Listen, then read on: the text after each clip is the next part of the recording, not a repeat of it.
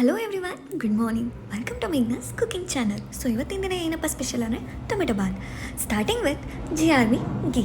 2 ಸ್ಪೂನಷ್ಟು GRB ಗೀನ ಹಾಕ್ಕೊಂಡು next ನಮ್ಮ ಮನೆಗೆ ಎಷ್ಟು ಬೇಕೋ ಅಷ್ಟು ಎಣ್ಣೆ, ಅಂದರೆ 1 ಸ್ಪೂನ್ ಎಣ್ಣೆ, ನಂತರ ಸಾಸಿವೆ, ಚಕ್ಕೆ, ಲವಂಗ, 2 ಮೆಣಸುಕಾಳು, ಪಲಾವ್ ಎಲೆ, ಇದೆಲ್ಲ ಬಿಸಿ ಎಕ್ಕೋವರೆಗೂ ಇದು ಮಾಡ್ಕೊಳ್ತೀವಿ. ನೆಕ್ಸ್ಟ್ ನಾನು ಯೂಸ್ ಮಾಡ್ತೀವಿ ಕಡಲೆ ಬೀಜ.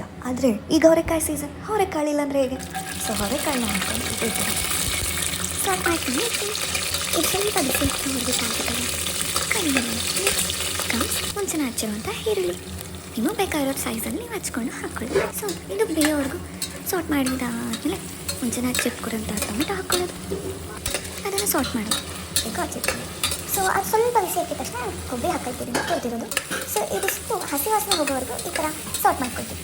ನಂತರ ಏನು ಮಾಡ್ತೀನಿ ಅಂದರೆ ನೀವು ಬೇಕಾದ್ರೆ ನೀರು ಬಿಡೋವರೆಗೂ ಇದು ಮಾಡ್ಕೊಳ್ಳಿ. ಬಟ್ ನಾನು ಇದೇ ಥರ ಸ್ವಲ್ಪ ಗಸಿ ಸಿಗೋ ಥರ ಸಾರ್ಟ್ ಮಾಡ್ಕೊಂಡಿದ್ದೀನಿ.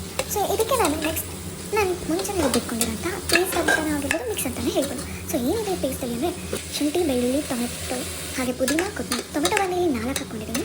ಸೊ ಇದಿಷ್ಟು ರುಬ್ಕೊಂಡಿದ್ದೀನಿ. ಆದರೆ ಮಿಕ್ಸಲ್ಲಿ ನಾನು 2 ಹಸಿಮೆಣಸಿನ್ಕಾಯಿ ಯೂಸ್ ಮಾಡಿದ್ದೀನಿ. ನೆಕ್ಸ್ಟ್ ನಾನು ಸ್ವಲ್ಪ ಖಾರದ ಪುಡಿ ಹಾಕ್ಕೊಂಡೆ, NTRದು. ನೀವು ಬೇಕಾದರೆ ಖಾರ ಬೇಕಾದ್ರೆ ನೀವು ಹಾಕ್ಕೊಬೋದು. ಅರಿಶಿನ ಹಾಕ್ಕೊಂಡೆ. ಸೊ ಇದನ್ನೆಲ್ಲ ಮಿಕ್ಸ್ ಮಾಡಿ ಕುಕ್ಕರ್ ಮುಚ್ಚಿಟ್ಟು ಸೌತೆಕಾಯಿ ಹಚ್ಚಿಟ್ಕೊಂಡೆ ಮೊಸರು ಬಜ್ಜಿಗೆ.